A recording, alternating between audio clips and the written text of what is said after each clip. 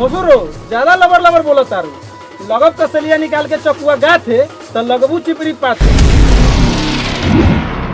न करी तंग आ भीतर बा बड़का। चुप कर, अब रहे दे।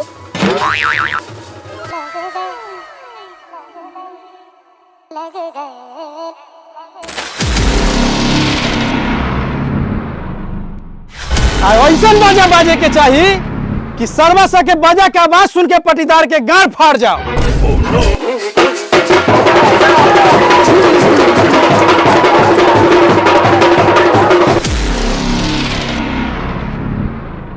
इस सर्वा पटीदार के लड़का हुआ से बैठल बैठल गंदा गंदा इशारा करैया।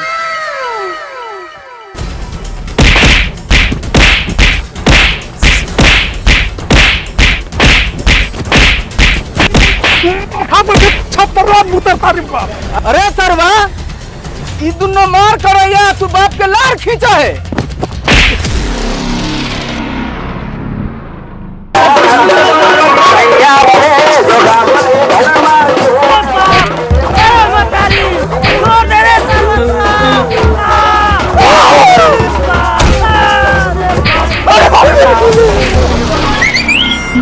साले सो अब के भौजी के ढोरी कुआ कैली ह त मरल ह आ लेके भाग जाम तो काऊ खार लेब हमार।